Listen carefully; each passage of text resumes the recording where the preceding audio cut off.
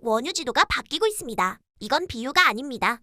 2026년 5월 24일 한국무역협회의 4월 K스틸 통계가 공개됐고 이 안에는 시장이 그동안 짐작만 하던 변화가 숫자로 정확히 찍혀 있습니다. 2026년 4월 한국 원유 수입량 846만 톤, 전년 대비 마이너스 23%, 사우디 수입 214.6만 톤, 미국 수입 214.5만 톤, 즉 사우디 플러스 미국이 한국 원유의 투톱으로 올라온, 그리고 이 변화 뒤에 시장이 잘 안 보고 있는 숨은 이슈 3가지가 깔려 있어요. 한국 정유사 설비가 중동산 중진류에 최적화돼 있다는 점, 비축유 자체가 중진류에서 경진류로 바뀌고 있을 가능성, 거리가 2배 이상 멀어지면서 유조선 시장이 이상 신호를 내고 있다는 점. 오늘은 이 변화를 단순한 무역 뉴스가 아니라 한국 증시에서 어떤 종목으로 돈이 움직이는지 관점으로 풀어드리겠습니다. 먼저 숫자부터 정확히 보고 갈게요. 2026년 4월 K스틸 기준 한국 전체 원유 수입 846만 톤, 전년 동월 2025년 4월 1096만 톤, 감소량 마이너스 250만 톤, 약 마이너스 23%, 1톤이 약 7.33배럴이니까 약 1832만 배럴이 덜 들어왔다는 뜻이에요. 이게 무슨 뜻이냐면 호르무즈 해협 봉쇄 플러스 중동 공급 차질의 충격을 대체 도입으로 다 메우지 못한 게 이제 통계로 찍혔다는 의미입니다. 그런데 그 안에서 결정적인 변화가 일어났어요. 사우디에서 들어온 양은 214.6만 톤, 미국에서 들어온 양 214.5만 톤, 차이는 단 0.1만 톤, 사실상 동률. 이 두 나라에서 들어온 물량을 합치면 한국 전체 수입의 절반 이상을 차지합니다. 즉, 한국 원유 지도가 중동 위주 사우디 플러스 미국 투톱으로 사실상 재편된 거예요. 미국 쪽 데이터도 같이 보면 그림이 더 선명합니다. 미국 전체 원유 수출 2026년 4월 하루 520만 배럴, 봉쇄 전인 2월 하루 390만 배럴, 30% 이상 급증. 미국 정제유, 디젤, 항공유, 휘발유 수출은 하루 820만 배럴 사상 최고치. 한국이 미국에서 수입하는 원유는 전년 대비 플러스 75.8% 폭증.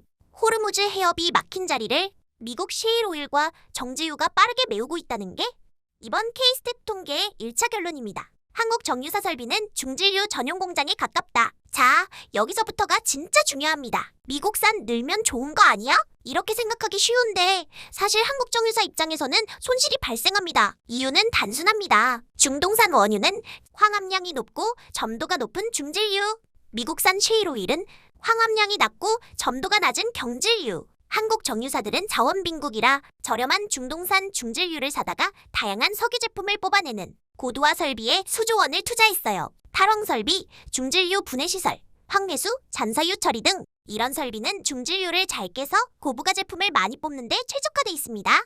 숫자로 보면 차이가 명확합니다. 중진류 투입 시 고부가 제품 비중 약 70%, 경진류 투입 시 고부가 제품 비중 약 40%. 쉽게 말해 중진류 한 배럴에서 100원어치 부가가치가 나온다면 경진류 한 배럴에서는 57원 정도밖에 못 뽑는 구조예요. 업계에서는 이 차이를 이렇게 정량화합니다. 10만 배럴 처리 기준 중동산 vs 미국산 약 50만 달러 수익 차이. 여기에 황 문제도 같이 와요. 황은 비료, 황산암모늄, 정유반도체, 공정 등 다양한 산업의 핵심 원료인데 중진류 투입 시 황 생산량 하루 약 1,800톤, 경진류 투입 시 황 생산량 하루 약 100톤. 차이 약 1,700톤 일감소. 이미 중국이 황산 수출을 막아둔 상황에서 원유 자체가 경진류로 바뀌면 황공급도 추가로 줄어드는 이중 충격이 발생합니다. 즉, 표면적으로는 미국산이 사우디산을 대체했다지만 정유사 손익 입장에서는 수익성 플러스 부산물 동시 압박을 받고 있는 상황이에요. 여기서 이상한 점이 하나 생깁니다. 미국산 경진류가 이렇게 늘어났는데 정유사들의 비명소리가 생각보다 크지 않다는 점이에요. 수익성이 떨어지면 가장 먼저 항의를 시작하는 게 정유업계인데 이번 사이클에서는 분위기가 묘하게 조용합니다. 여기에 한 가지 해석 가능한 메커니즘이 있습니다. 바로 스왑제도입니다. 스왑제도는 이렇게 작동해요. 한국 정유사가 해외에서 원유를 확보합니다. 그 원유가 한국에 도착하지 않아도 정부가 보유한 비축유에서 같은 양을 먼저 정유사에 내줍니다. 나중에 정유사가 확보한 원유가 한국에 도착하면 그 물량으로 비축유 저장고를 다시 채웁니다. 평시에는 시간 차이를 메워주는 제도예요. 그런데 이번 사이클에서 결정적인 의문이 하나 생깁니다. 저장고에 쌓여있던 비축유는 중동산 중진류, 정유사가 새로 확보해 채워넣는 원유는 미국산 경진류. 즉, 스왑이 단순한 시점 차이 메우기가 아니라 유종 자체를 바꿔치우는 통로가 됐을 가능성이 있다는 거예요. 이걸 어떻게 추정할 수 있냐면 관련된 2가지 발언이 이미 공개돼 있습니다. 정유업계 관계자. 공정 운영을 위해 중진류가 기본적으로 필요하다는 대전제는 변함없이 유효하다. 산업통상부 장관 국회 답변. 경질류를 처리할 수 있는 설비 전환을 지원하는 방안을 모색하고 있다. 이 두 발언을 같이 읽어보면 흐름이 보입니다. 정유사, 우리는 여전히 중진류가 필요하다. 정부 경질류 처리 설비 전환을 지원할 계획이다. 즉, 현재 시스템은 단기 비축유에서 중질류를 정유사에 내주고 새로 들어오는 경질류로 비축유를 채우는 유종수와 중기 경질류 처리 가능한 설비 전환을 정부가 지원. 이 가설이 맞다면 매우 중요한 함의가 생깁니다. 한국 정부 비축유의 유종 구성 자체가 중질류, 경질류로 바뀌고 있을 가능성이 있다는 거예요. 그러면 이런 질문이 따라옵니다. 비축유가 경질류로 바뀌면 진짜 비상 상황 때 고도화 설비 적합도는 어떻게 되는가? 향후 호르무즈가 다시 막힐 경우 중질류 부족 충격이 더 크게 올 수 있지 않은가? 정유사의 장기 마진 구조는 어떤 방향으로 재편되는가?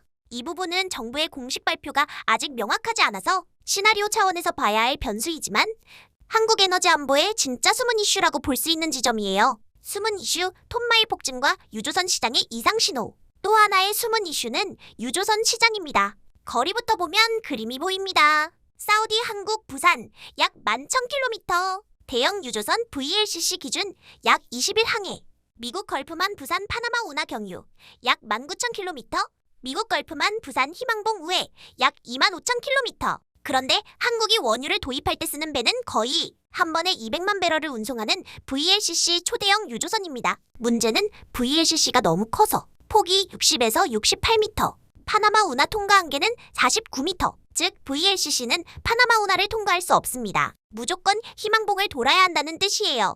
여기서 톤마일 개념이 등장합니다. 톤마일 이화물량 이동거리. 사우디 부산 거리 11,000km, 미국 부산 희망봉 우회 25,000km, 단순거리 기준 약 2.3배. 같은 양의 원유를 받으려면 배도 그만큼 더 많이, 더 오래 굴려야 한다는 의미예요. 그래서 유조선 수요가 구조적으로 늘어날 거라는 추정이 가능했는데 이게 실제 가격 데이터로 확인되고 있습니다. 2018에서 2026년 VLCC 가격 그래프를 보면 하늘색 선, 신상 VLCC 가격, 황색 선, 5년 된 중고 VLCC 가격. 최근 이 두 선이 역전됐습니다. 5년 된 중고 VLCC 가격이 신상 VLCC 가격을 넘어선 거예요. 차로 비유하면 5년 된 중고차가 새 차보다 비싸진 상황입니다. 이유는 단순합니다. 신상 VLCC는 조선소 캐파가 꽉 차서 지금 발주해도 2에서 3년 뒤에야 인도. 5년 된 중고 VLCC는 당장 받아서 바로 운임을 벌 수 있음. 여기서 끝이 아닙니다. 그래프에서 가장 위에 있는 파란색 리세일 선박 가격이 가장 비쌉니다. 리세일 선박 조선소에서 인도 받기 전에 배파는 신상 선박. 아파트로 치면 분양권 전매에 해당. 즉 신상이면서 바로 받을 수 있는 배가 가격이 가장 높게 뛰고 있다는 뜻이에요. 이 세 가지 가격 흐름이 의미하는 건 단 하나입니다. VLCC가 모자라다. 그리고 한동안 모자랄 것이다. 호르무즈 해협이 정상화돼도 한국, 중국, 인도 등 아시아 수입국은 이미 중동 의존도 줄이기와 공급선 다변화를 본격화한 상태입니다. 그 말은 미국, 서아프리카, 남미산 원유 비중이 구조적으로 늘어난다는 뜻이고 이는 톤마일 유조선 수요가 구조적으로 늘어난다는 뜻이에요. 그래서 한국 증시는 무엇을 봐야 하나? 이제 이 흐름을 한국 시장과 연결해 보겠습니다. 이번 변화는 단순한 무역 통계가 아니라 정유조선 해운 전력으로 이어지는 자금 이동 신호입니다. 직접 수혜 라인 조선. 가장 두꺼운 수혜 자리는 조선입니다. 중고 VLCC 신상, VLCC 사실상 리세일 분양권 가격까지 뛴 상황. 조선소 캐파는 이미 꽉 찼고 신규 발주가 2에서 3년 대기. 이건 한국조선 빅3에게 가장 우호적인 그림이에요. 대표 종목 HD 현대중공업 VLCC LNG선 셔틀탱커 신조라인의 핵심. 삼성중공업 LNG선 셔틀탱커 강자. 하나오션 VLCC LNG선 해양 플랜트 라인 동시 노출. 여기에 현대미포조선 중형탱커 MR탱커 라인. 정제유 수출이 늘면 직접 수혜. HD 한국조선해양그룹 지주 레벨 수혜. 이 라인은 호르무즈가 풀려도 톤마일은 안 줄어든다는 한 줄에 가장 길게 수혜를 받는 자리입니다. 수혜 라인 해운 운임 톤마일. 배가 모자라면 운임이 오릅니다. 유가가 일시적으로 흔들려도 운임 구조 자체가 한 단계 올라가는 사이클이에요. 대표 종목 HMM 컨테이너 비중이 크지만 글로벌 해운 사이클의 대표 종목. 펜오션 벌크선 중심이지만 운임 사이클 동조. 대한해운 가스선 탱커 노출. VLCC 운임을 직접 받는 한국 상장사 비중은 크지 않지만 해운 운임 사이클 전체가 들리면 같이 움직이는 자리입니다. 수혜 라인 정유 정제마진 단. 종목별 차별화 필수. 여기서부터는 조금 미묘합니다. 미국산 경질유 비중 확대 고부가 제품 수율 하락, 황생산량 감소 부산물 매출 압박. 단 정제마진 자체는 글로벌 공급 부족 구간에서 강세. 즉, 정유주는 무조건 좋다가 아니라 정제마진 플러스 재고이익 레버리지가 큰 회사에 차별화된 수혜가 들어옵니다. 대표 종목 S-오일, 사우디 아람코 모회사, 중동산 중질유 안정확보 플러스 정제마진 레버리지, GS칼텍스 지주, 정제마진 플러스 윤활기유 비중, SK이노베이션 정유 플러스 윤활유 플러스 배터리 분리, 정제마진 레버리지 플러스 구조조정 모멘텀. S-오일은 특히 중질유 확보 능력 자체가 차별화 포인트라는 점에서 이번 사이클에서 상대적으로 안전한 자리입니다.